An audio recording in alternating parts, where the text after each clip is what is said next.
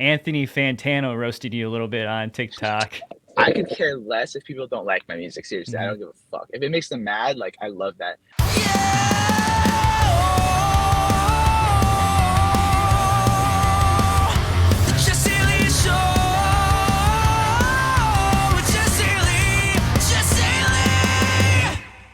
Speaking of shirts, So, man, I like the Labrador shirt.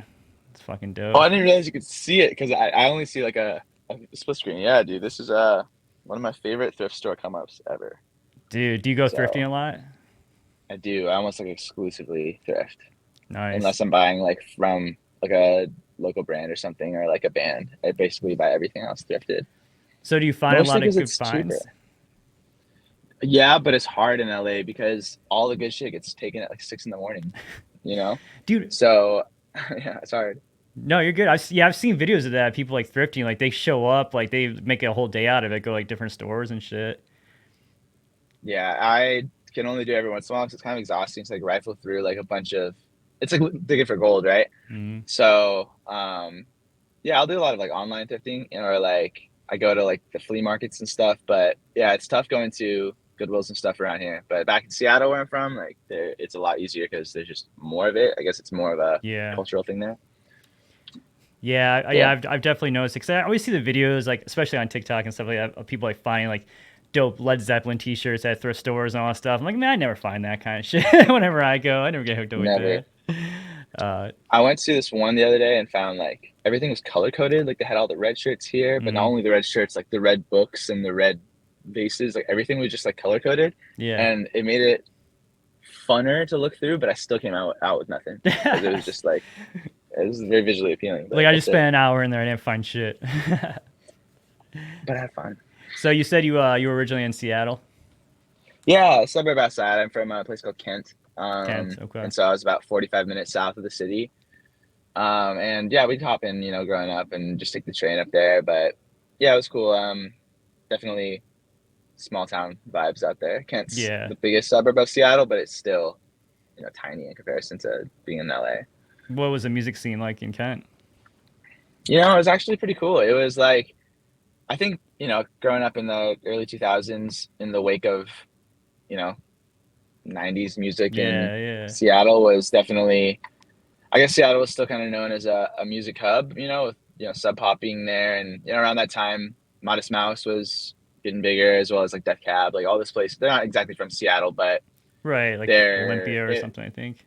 yeah, and obviously, like, all the grunge stuff created this city that felt like music was, I guess this is how I say it in retrospect, because growing up at the time, it just felt like music was a normal thing Yeah, you could do and be a part of. Everyone was in a band. Like, there wasn't, it was kind of on the tail end of it, where the internet started becoming bigger, right? So, and I guess by the internet, I mean specifically the way YouTube and music started kind of meshing around the yeah, time I was in like middle school, high school. That was when, like Odd Future was getting really big on YouTube, or like Mac Miller is doing stuff. yeah.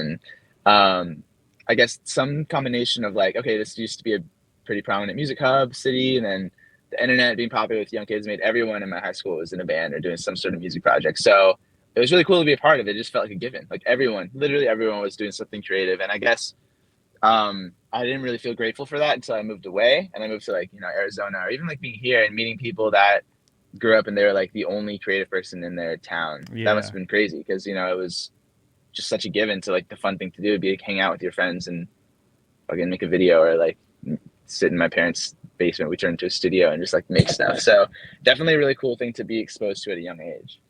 So do you feel like, so, growing up in that smaller area, you know, obviously I'm sure it had like a lot of character, and like you said, there's like a vibe within that community of like music makers and stuff. Like, do you think that's like really different in LA, where it's like everyone's pretty much trying to be a musician or everyone's trying to be something, or do you get that vibe at all over there? Yeah. Well, I guess I have like three different experiences because I moved from Seattle to Tucson Okay. after I graduated from high school, which because I guess in Seattle it wasn't necessarily impressive to be a musician because everyone was doing something creative, right? Yeah. So I didn't really think about that as part of my identity. But because just everyone's doing it. But Yeah. when I moved to Arizona, no one, like, you had to really find people who were being creative because I guess I was in college too, so I, Hmm. like that's not really as much of a thing.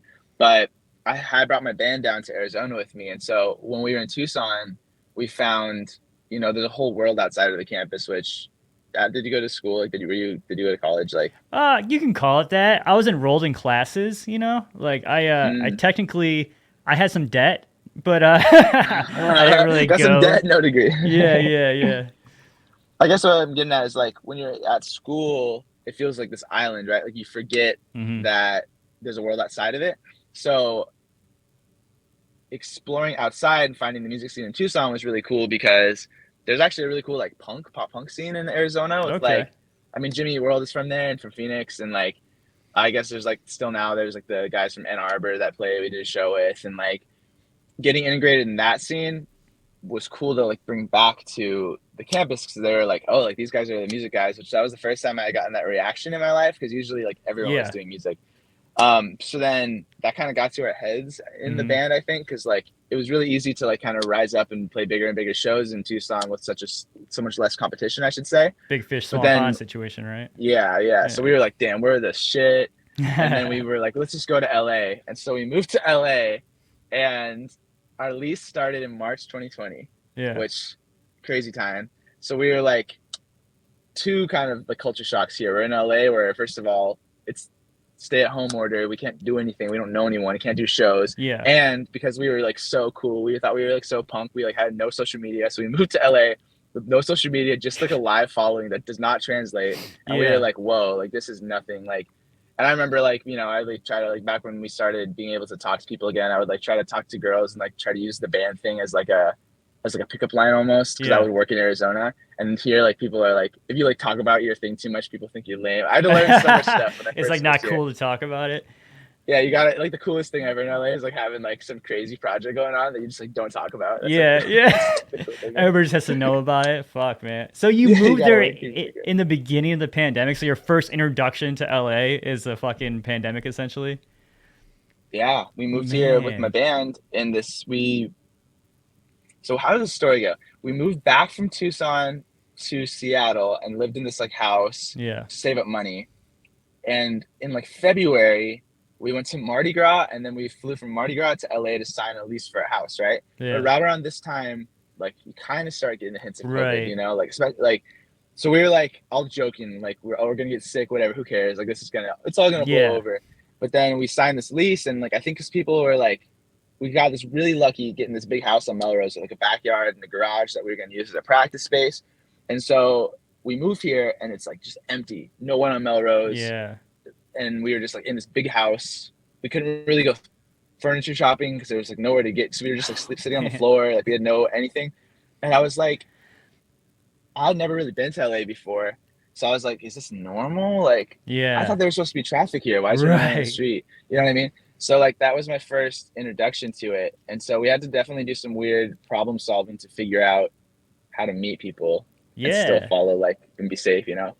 Yeah, that had to be a huge punch in the dick because you come there like all excited, like ready to, get your shit going, like get the career launched off, and then it's like, oh, actually, we're gonna shut down for a couple years. We're all gonna chill. Yeah, Like, it really sucked because my band, obviously I don't have a band anymore. yeah, It's just that the punchline of the story ultimately is like they all left within like 4 or 5 months of being in LA because they wanted to do like shows, right, they wanted to do music. They didn't want to just like sit, yeah, or to them their idea of music was like doing shows and getting out there and doing it, and they weren't willing to like let's sit at home and record like demos and do yeah. that. Do what you That just can. wasn't where their head was at. And I think after like 5 months of living in a house together and we had not made a single song, was kind of Mm, like, okay, maybe this is not the best thing. So yeah, it was like a 1-2 punch of like, damn, I dreamed to go to LA my whole life just for it to not really exist as I imagined. And then yeah, also I don't have my band anymore. And I was just yeah. left alone in this big house when everyone left. Because we came down with like 9 people, and then every single person except for one, like two of us stayed. We stayed, Jesus. everyone else left. And we had to like fill the house with new people, and like we can't afford that. So like Yeah, yeah, it definitely was a weird thing to like achieve a goal of like let's do music in LA, but then completely have to pivot and be like, well, it's right. not going to be like you think it's going to be. Yeah. Yeah, somebody in the chat says, imagine a pandemic without the technology we have, like going back to like some like 19 fucking hundreds Spanish flu shit. Like at least Oh you were my god, able to like what would you still, do? Well, yeah, and like you said, like at least you were able to still at that point kind of pivot and kind of start making content in a different way and still get your music out there, you know? Well, I guess like for me, it was making content at all because before Yeah. I like refused. I would Yeah. refuse. We were like a our whole thing was like anti social media. We wouldn't even Oh like man. post songs on Spotify. We would just like do them live, right? So like terrible business model at I the was gonna same say, I don't time. know how that's going to So, translate to sales, but but it was cool in yeah. Arizona. But like here, it was just like no. And so I for the longest time refused to do TikTok because I Hmm. was like, I don't know, I was just against it. I was too cool for it or whatever. Right, right. Really just afraid of looking stupid, right? But so in exchange for like, and rather than look stupid on TikTok, we did like even more stupid things to try to get a following. So like, um, we came up with this idea of like, well, okay, we don't want to post on social media, but how do we like get people to know about our music, or I guess just my music at this point? So me and my friend who had stayed, he's my best friend. Hmm. He's more in film, but he was a videographer at this point. And we were like, what if we? This is a great leap in logic here, but what if instead of posting on TikTok, we make 8 foot tall signs of our faces and go like post up everywhere around LA for a month and just like hand out stickers and stuff and like just do that. some I didn't have any music out. some We were guerrilla like, fuck it, marketing. like the world's ending. Let's just do something Yeah. crazy. So yeah, for like a month straight, we treated it like a 9 to 5. We like put up these big signs, and we do it in like Venice, we do it in Santa Monica, we do it at the Melrose Trading Post, we do it like for like 8 hours a day. We just Yeah. sit by these signs and just like make friends, literally. Like, and the reason we did the signs for our faces is because we were like, how are people gonna know we look like if we have our masks on? We have to like have these Oh, big okay. billboards. Yeah. But I seriously like that introduced me to everyone who I still hang out with in LA. Like I met all of my people that way. And Really? so from there, yeah, from there, like it didn't do anything for like promoting anything because I don't have anything to promote. But I just Yeah. made a bunch of But you made friends. friends. And then yeah, like I met like a girl who brought me to an acting class and I met a bunch of people there. Then I like met a friend who posted about us, who like and then a videographer hit me up and that all ended up being like how I made my initial network in LA. But I guess I had to do something crazy, right? Hmm. And so from then I started meeting a bunch of musicians for the first time, which really kind of expanded my mind into like, okay, here's how it's done. Like, because TikTok is such a nebulous thing when you have no exposure to it. I was just like, oh, I don't want to dance on TikTok. I didn't really know what Right. musicians were doing. But then meeting musicians who were having success on TikTok was like, oh, I don't have to do these dances. I can just like post my demos or whatever. And like around this time, a musician who moved in with us and like she went really viral from posting a demo. Then like a friend of mine went really viral. And then I was like, oh, that doesn't seem like such a hard thing. And so I literally started posting TikToks on like a Friday, and then by like the Thursday, I was just like tired of like putting effort into it. So I was like, I'm just gonna do what they do and just post like a demo. And Hmm. so I posted the demo of like Happy, Healthy, Well Adjusted, and it went really viral like immediately. And I was like, whoa, what is this? Like, I just started doing this. And Yeah. it was actually kind of scary. It was not really a pleasant experience because I was like, I have nothing to follow up. I don't know how to finish this song. I barely know how to produce. I used to be in a band. I don't know how to like finish this. What do I do? Yeah. And so I was like, but I knew that this was a moment I had to capitalize on. And so yeah, I guess none of this would have possibly been happened in the 1900s if this was a different Right. before technology. Basically, my entire story is like tied to technology making it possible. So every time I complain about TikTok, I also have to think like, well, without it, Yeah. I wouldn't be doing anything right now. So I do remember those days, like the early on days of TikTok and whatnot. Like it was like you didn't really talk about it, you didn't really tell people you were on it. It's like because if you talked about TikTok back then, people were like, assume like, oh, you're like you dancing on there? What the fuck you doing? you know?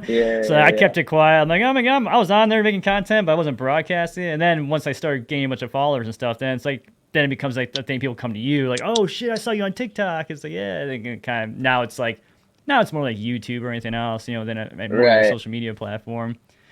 But That's also how it is. Like it's not whatever you do is like not accepted until you like have yeah, success in it, and then everyone thinks it's cool. It's always that like thing you gotta get over, like the ego thing of like starting something fresh. yeah, Even like with music, like when I decided to just go solo, I was so embarrassed, like until it's a weird thing, like getting over that hump for yourself and just like not caring what people think about it, right? Because like hmm if you believe in it and work at it hard enough, eventually the right audience will come around and like it for what it is. yeah, yeah. I mean, well, as long as you're making something authentic and you're not trying to be something you're not, I think people like because that's the big thing too with like social media these days is like apps like TikTok really expose people a lot of times for not being real. That's kind of like that's what people Right, people right. crave authenticity, you know. So it's like, you know, doing what you're doing, like you're just being like you say some honest ass shit in your lyrics, you know, and like straightforward, and like, and people, you know, it resonates with people, you know, people you know, gravitate towards that. I think that's something that's, you know, has helped you out in the long run. And like you said, you put that out there, and then what? Less than a week later, you're fucking going viral, and you're like, oh shit, like I don't have anything to follow up with this. Like, was that a Yeah. lot of pressure, like to like start like, creating music like really fast at that point? Yes. Well, it Yeah, was actually like um, it's kind of impossible to tell this part of the story without getting kind of dark about let's it. So I do it, guess I man. We gotta got say, time. but yeah. So um, the same day that the song went viral, I received news that like my childhood best friend had committed suicide that same Oof, day. So it Jesus. was a really, really strange thing to like deal with where I'm like, this is like what I wanted to happen. Here's like people talking to me, like the beginning of Yeah, my career, but also I'm like, dude, what does that matter in comparison to like a life, right? yeah, But then I'm also thinking like he and I were like accountability buddies in this regard. Like we had this thing where we support each other in our goals. Like he wanted to be a fighter, and like the whole thing is like I wanted to do music, and we would like do these weekly check-ins and stuff about, you know, I was like he would want me to keep doing this, you know, yeah, 100%. but this pressure of like I have no follow up. My friend just died. I'm living in a place with like none of my original friends. I don't know how to do this, and like people are out to me from labels. I don't know if they're gonna like screw me over. I don't know anything about this. I Right. literally am so new to all this, and I was like, what do I like? What is my next move? Like I had no idea, and so like I guess I started with, well, I have like 2 weeks before I go home to go to the funeral. Let's just like finish this song. That was like Mm-hmm. my only guiding light. I was like, I can't think about anything else right now, or else I'm gonna like collapse in on myself, right? Yeah. And so I guess I just like hold up and finished the song, like, and learned how to produce while doing so. Because literally the demo was just like a drum loop and like guitars, like there's nothing, and my Yeah. voice. And I was like, well, how do I finish the song? And so then I guess just like being forced to put the blinders on to Mm-hmm. like not lose my mind, let me finish the song. And then from there, you know, started processing like, and I don't know, I definitely went to a dark place after that. I like kind of started really getting obsessed with like making a bunch of music and like going to parties and like meeting people, and like it was just like not, that's what the EP is about, is like this time in my life where I start like, okay, on one hand, everything I wanted to happen started happening. Like my music career is picking up, like I'm meeting people, like I'm doing all this cool stuff. But on the other hand, I'm like depressed and grieving and like attaching myself to like girls who don't give a fuck about me, and like just like Yeah. hurting myself more. And so I made like so much music at this time, but didn't address my like personal issues. Like didn't heal or try to do anything healthy. You know, I'd be like Yeah. staying up to like 6 in the morning, waking up at like 1 p.m., which isn't even enough sleep. You know what I mean? Right. So Right. like I would, yeah, it was just a bad time and just like wasting time on people and distractions to not deal with the reality of what had happened, right? And so I spent like 6 months doing this, and then by the time it came around to December, I like was in a session, and like I was just like, whoa, I have no more ideas. Like I can't keep, like this is not good anymore. But then I made like 60 songs like in that Damn. summer, and so like yeah, I was doing like 5 sessions a week. I was going crazy. I really wanted to like learn, but then I had to kind of really evaluate, like, is this making me happy, or is this actually making me unhappy? Yeah. And I was like, it's weird because this is what I set out to do, but like, do I like it? Do I give up? Is this just the grief talking? Like, what is this? And so, you know, that around December is when I really started reevaluating my life. I was like, do I want to keep living in this garage? Like, Mm-hmm. do I want to like, am I really just buying into the suffering artist thing right now? And yeah, I guess from then everything started like, I decided to like put happiness first rather than like music first, you know? Okay. So I was like writing all these songs. I think I realized I was specifically doing shit that made me unhappy to write songs about, you know? Oh, damn. Like And some like that's self like not, deprecating yeah, shit. seriously. Yeah. Like I would like go do some toxic shit just so I have like lyrics for the studio the next Oh day. Like man, seriously. that's commitment to the And like, craft. no, it's not. It's terrible. No, but it was making me horribly unhappy. Yeah. So yeah, then when I came around like in January, I went back home for the holidays and just like had a talk with myself, and I was like, you know, I'm gonna get out of this garage. Yeah. I don't need to be living here anymore. What am I doing? Like there's bigger goals in my life than like just making angsty songs. And Yeah. so, and also like that, well, like I wasn't even inspired by that stuff anymore. I just didn't, want to do that. And so immediately after that, I met my girlfriend who like has been a huge, been like my rock through all this and really helped me like heal and become a better person and like find happiness and not be this like toxic version of myself that Yeah. I didn't like. This junk mail, for that's what the name of the EP is. I was being this junk mail, and like yeah. So I guess ever since then, it's been like music has been more of like a healing thing than like a self-sabotaging thing. Yeah. So do you think you've found time now to kind of like digest and have and grieve properly over your friend, or do you think you're still going through that? Yeah, I went like it's kind of an inevitable process. I mean, the Mm. whole time I was processing it, it's not like a thing you can't just like not process it. Yeah. And so like I guess now though I'm at a point where like I've like digested it as part of, not digested it. I've made it part of my like life now, Yeah. instead of like trying to forget about it or something. It's like that's forever a part of me now. And Mm-hmm. I carry it with me. And I found, yeah. And as for music and everything, like I found a way to make it a process that brings people together. I've like Yeah. gotten back into, I love collaborating now and like working with new people and doing this healthily, like not staying up until 6 a.m. making it like, and like all the music I made at that point, like the EP, all did by myself. Like I wanted a hand in everything. I did all the videos. Like it was honestly a very isolating experience. And like after finishing it, you can probably hear it. It's like a one-man show. Like I have my hand in everything. It's very raw and like manic and Yeah. open. And like to me, that was a very painful process. And now I'm like, I never want to do that again. I don't want to ever like do everything by myself. Like I guess I realized that music became a thing that was pushing people away, when now I want it to be a thing that brings people in. So that to me is like the growth aspect of it. That makes sense. I mean, do you feel like it's gonna be hard to give up that control though on the next release because you have done it all No, your own way? No. no, I like it. I like it. It was painful. Yeah. Like I said, like I just started producing Yeah.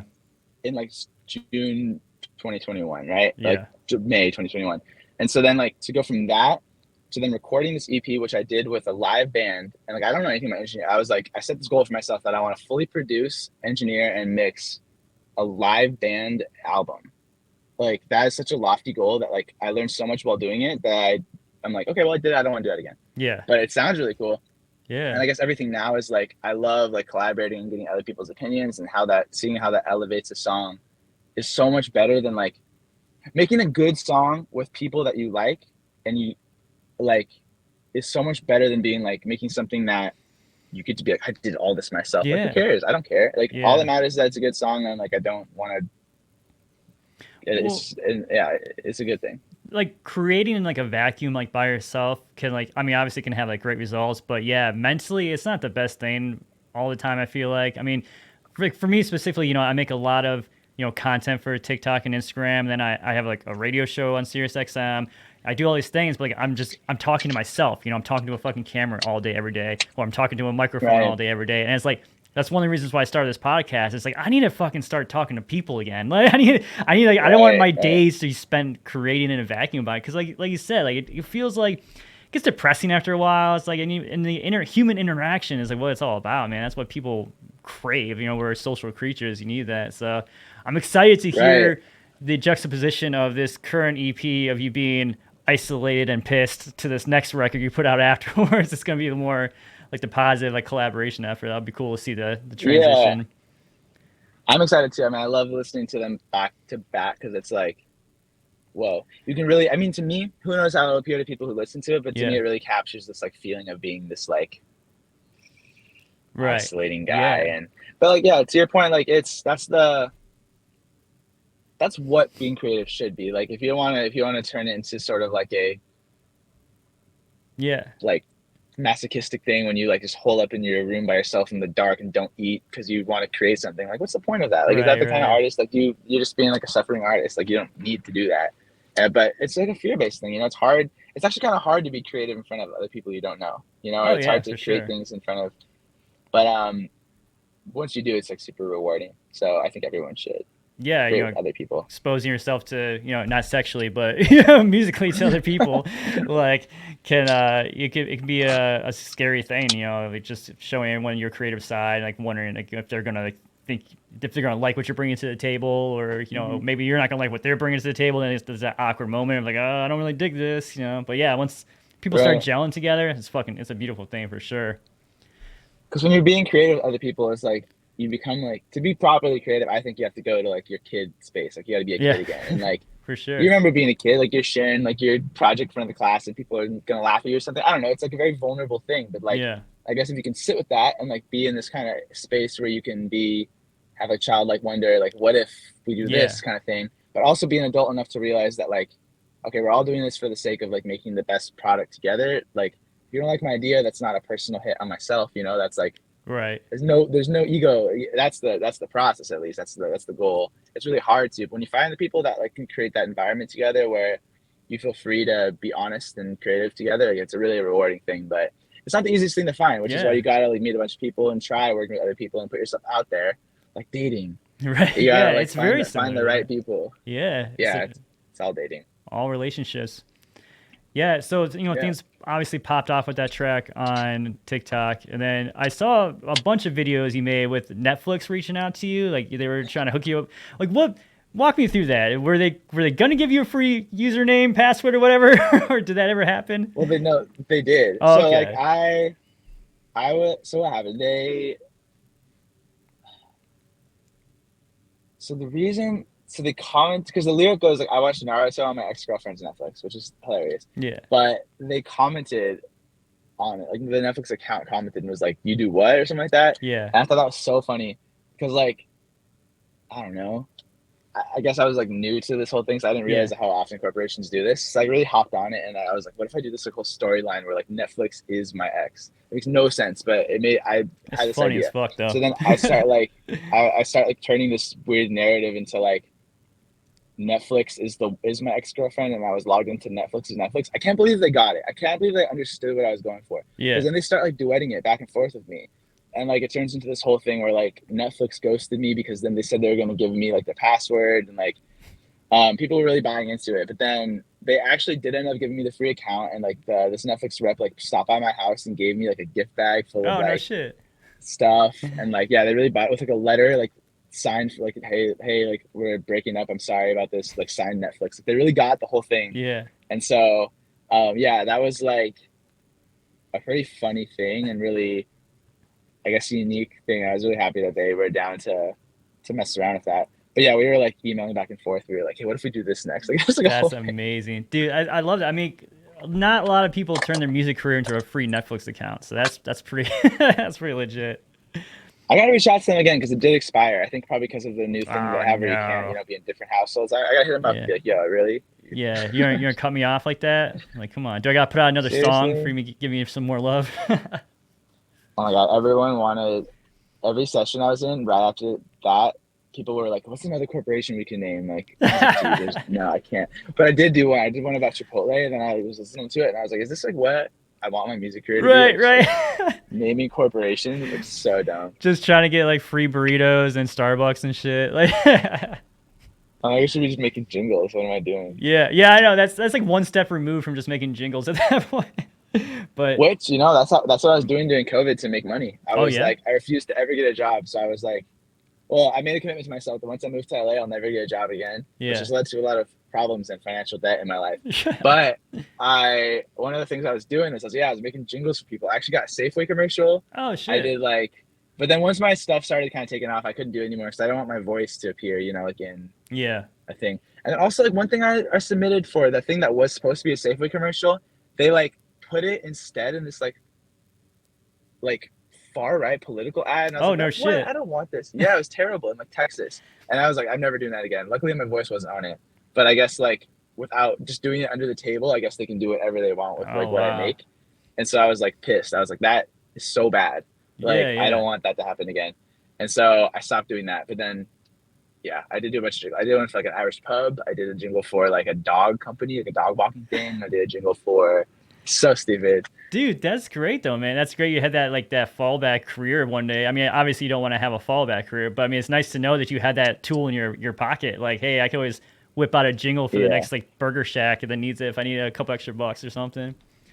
exactly. I guess what I like, what I do say though, is that I when I made this commitment to myself about like not getting a job, like Yeah, what I really meant is like I want I want to make money off like my art yeah, only.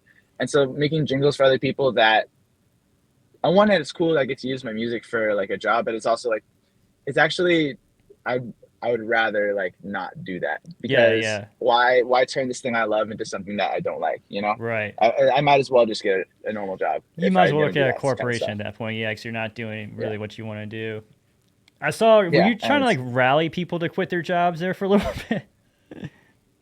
I still do. You did. I like my whole like my I think one of the first things I, marketing 101 is like, oh, you got to put a slogan for your brand or whatever. Yeah, It's like the first thing I ever did for my project was like, I came up with this phrase, quit your day job. yeah, Um, and so I used to say it like all the time.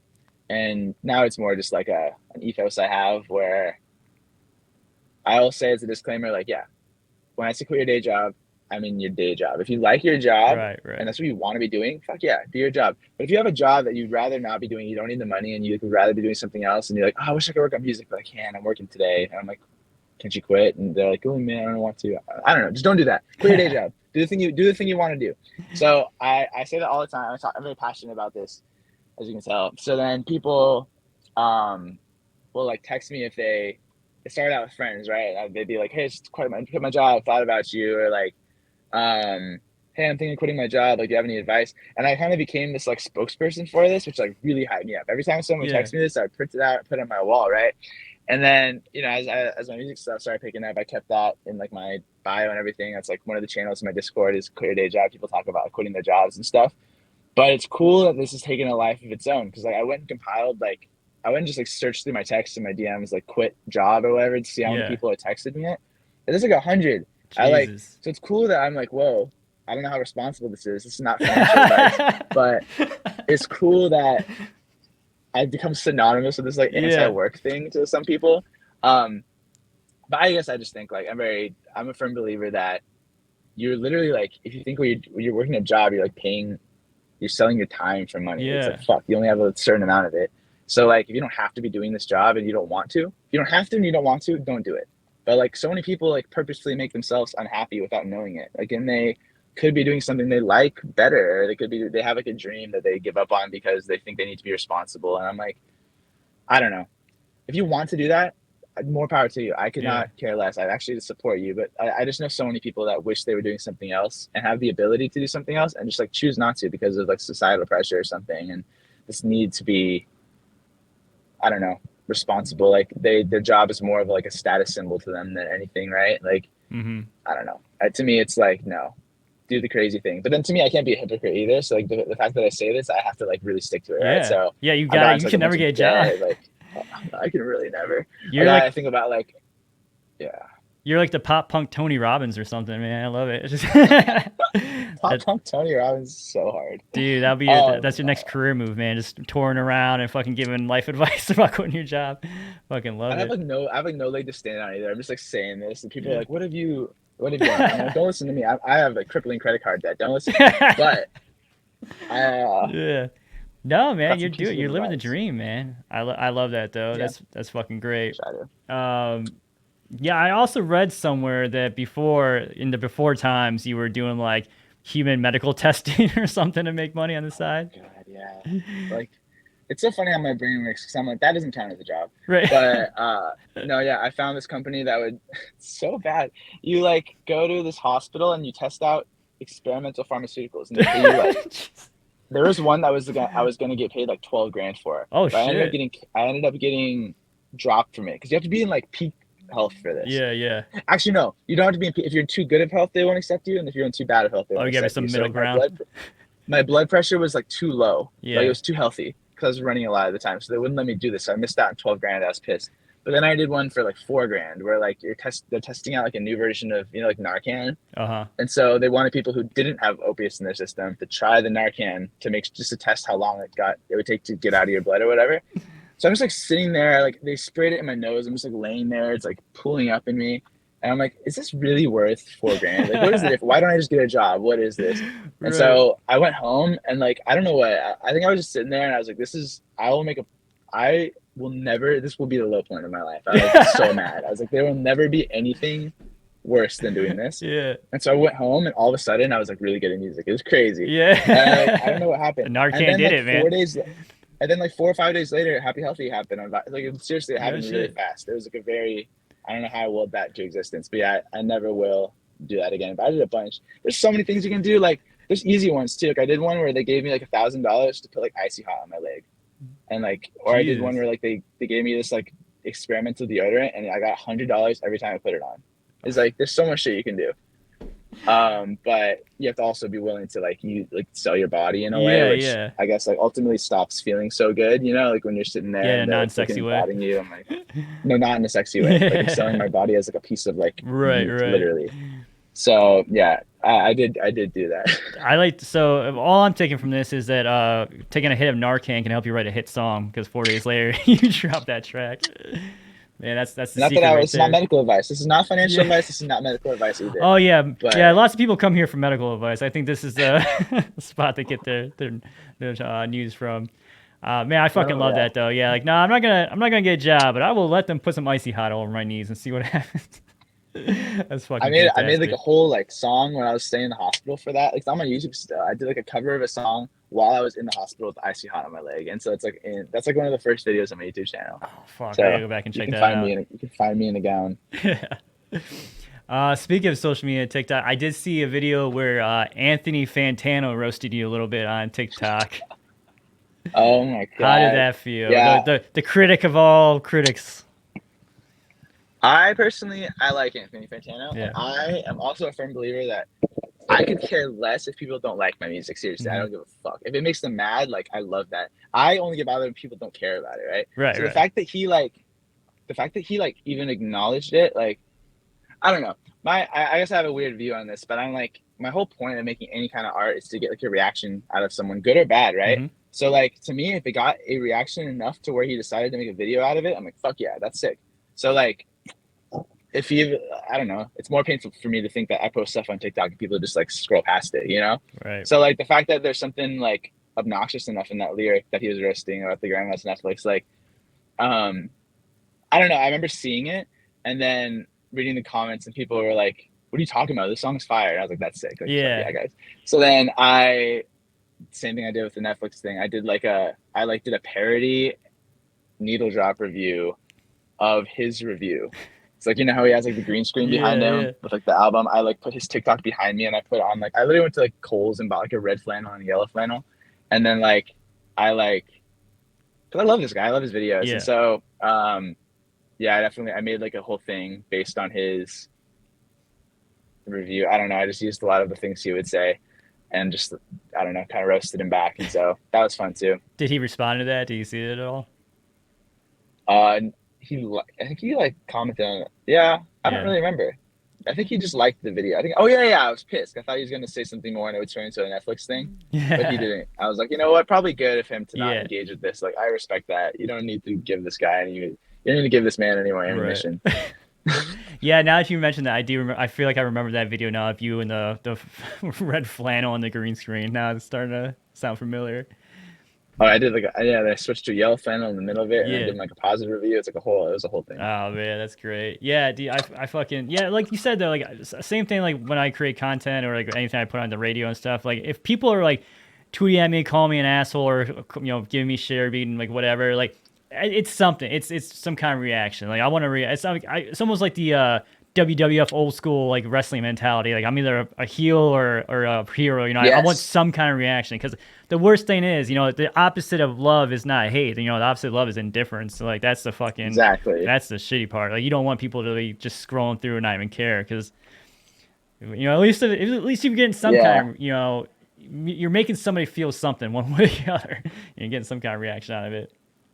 It's actually so cool little transition here. You're bringing up like the heel and face thing in wrestling. So you see these boxing gloves here. Yeah. So for to go with my EP, instead of making like a bunch of music videos, I did these kind of like DIY, like lo-fi music videos and used all my budget to make a short film to go with the EP. Nice. And that's going to come out like a month or so after the EP, but it's just about a boxer. But it's like in this universe where there's no music industry, there's the boxing industry. And essentially my character, the storyline is he's like this like poster boy boxer, but then he becomes like a heel sort of. So Oh, he becomes cool. like a villain by quitting. So he like quits at the peak of his career, and then like the more he quits basically, the more people like him because they like to hate him, right? Yeah. And he becomes this kind of like asshole junk mail. And Yeah. like I kind of explored those ideas where it's like how do you go forward when people hate what you do, but that's like what they like about you. You know what I mean? Yeah. Yeah. So like this guy got more popular by quitting boxing than he ever did by being a boxer. And I thought that was, take what you will for what I Yeah. think about that as like in the music industry, right? But yeah, there's a whole bunch that goes into the short film. That sounds like it's like really melodramatic. Really, it's like we made like a real life anime. Like my character has like magical powers and like he can like blow up heads with his like fist. So there's like a lot of shit that happens in this short Yeah. film.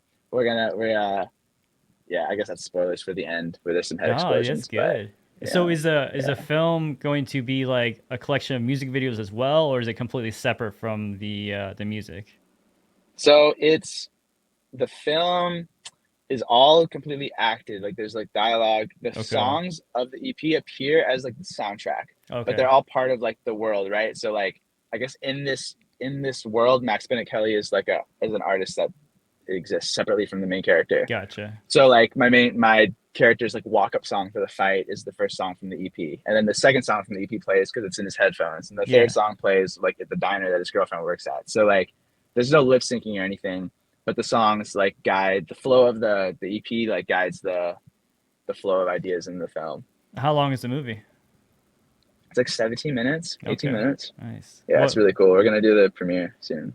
are you gonna do the premiere like with the launch of the EP, or is it gonna be like a separate date? Yes, so we're gonna Okay. do like a movie, an advanced screening, and then we're gonna do a tie-in like performance where I Where you rented this box boxing people? ring. I'm gonna No, but there is a boxing ring, but I'm gonna perform the EP inside the boxing ring Oh, with a cool. band. So it's gonna be sick. Yeah, it's gonna be cool. What made you choose a boxer? I don't know. Yeah. I think it just kind of came to me because I was like, I knew a lot of this had to be like visual storytelling because like I knew, I guess when I was formulating the idea, it was Yeah. gonna be more of like a music video. So I needed something that could work visually, and I was like, what's like a metaphor for music that would work. So I was thinking like, I don't know, obviously like some sort of fighting or whatever, but then Yeah, boxing just struck absolutely. me as something that you could do without having, you could just see that and not have to explain it with words. Yeah. So then I kind of went from there, but then it became more of a dialogue based thing. So like, there's actually very little boxing in this movie. Oh, There's really? like two punches thrown the whole time because my character's whole point is that he quits boxing. Yeah, yeah. So like he is a pacifist, is what he calls himself. And so everyone like is trying to get him to fight. So people are fighting him and he just like ducks and dodges and they like end up hitting each other and stuff. So there's like no fighting. But I got really into boxing for this. So like we started training, me and my like producer and like the Yeah. other co-star of the movie. We all started boxing like twice a week in January and took like fight lessons just to like get in the mindset of like what this is like. I go all in if you Dude, notice. But that's awesome. yeah, Yeah, actually I have yeah. some boxing gloves right here too. Oh, let's go. Yeah. Hey, I hate to do this, but Yeah. we have to. I have a prior engagement that I got to start getting over to, so Oh, no I got to hop worries. off. I'm not sure if this is early, so I appreciate the Oh yeah, yeah, man. No letting problem. me. I was gonna get into a little bit more of the record, the new song. But I know you gotta go. So do you are there any Oh final yeah, we can words go. you want Let's to? do. Do you got Yeah, you you have got a few more like a last minutes? thing we can talk about. Yeah, Uh, yeah, just real quick. cool. Yeah. So yeah, the 2 a.m. video, fucking dope. It took me a minute to realize that it was actually in reverse. The way it was I'm shot. glad you caught that. I'm glad Yeah, you it took caught me that. until like I think when I saw the clock change from 2 o'clock to 1:59, I was like, oh, like That's so is cool. that does that tie in with the short film or is that video like a separate narrative? Yes, Okay, yes, that's the epilogue for the short film. So if you understand, if you can gotcha. kind of get some hints there of what's going to happen in the film. Yeah, it all interconnects. Even the Super Unload video is part of it too, in like an abstract way. And all the lyric videos are going to be like centered around the characters in the film. So yeah. Okay, cool.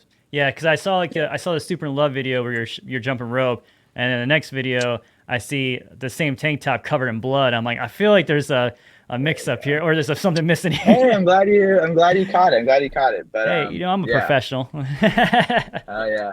Oh yeah. So yeah, just keeping looking out for hints from more to come. Very cool. All right, any last plugs or any last words of advice besides quitting your job and pursuing your dreams? Quit your day job, pursue your dreams, do what you want to do, start boxing, think big. Appreciate you for having me. I'm Max Bennett Kelly. Hit me up, Max Bennett Kelly, on all socials, and check out Junk Mail, the EP on June 23rd. Awesome, dude. Thanks, Max. I appreciate you hanging out with me, buddy.